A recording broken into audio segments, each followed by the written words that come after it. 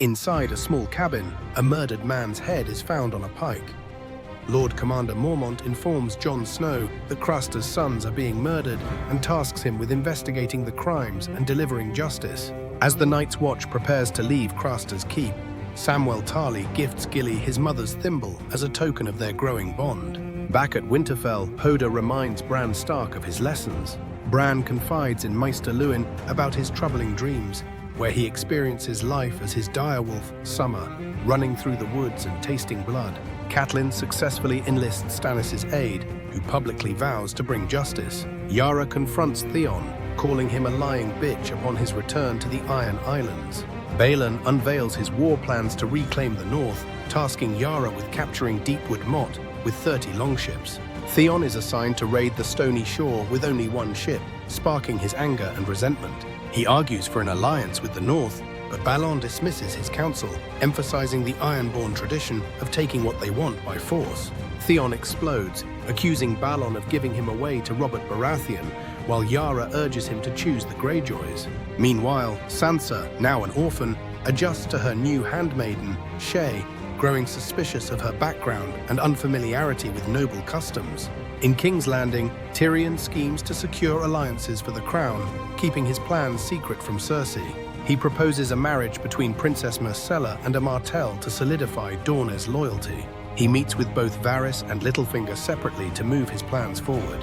He also considers Littlefinger for the lordship of the Riverlands, contingent on securing the Vale. Margaery attempts to seduce King Joffrey, but he struggles with impotence and seems disturbed by nightmares. She subtly suggests involving her brother Loras or pretending she is him to help Joffrey consummate the marriage. Tyrion, acting as hand, informs Cersei of his plan to send Princess Myrcella to Dorne for her safety, enraging the Queen, who feels he's overstepped his authority. Theon, having received and burned a letter warning Robb Stark of an impending attack on the North, returns to his father, Balon Greyjoy, and undergoes a ritual to reaffirm his faith in the drowned god, signifying his commitment to the Iron Islands. Tyrion confronts Littlefinger about his previous deceit and tasks him with arranging a proposal between Robin Arryn and Myrcella.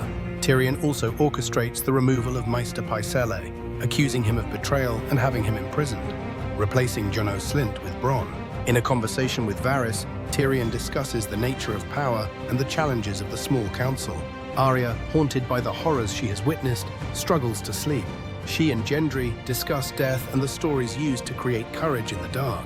Jaqen H'ghar overhears Arya reciting her kill list, which includes Joffrey, Cersei, and Sansa.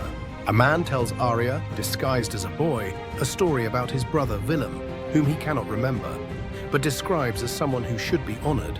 Mormont rouses the Night's Watch, ordering Arya and Gendry to hide during an impending raid and to flee north if things go poorly. Lannister soldiers attack the Night's Watch campsite, overwhelming them.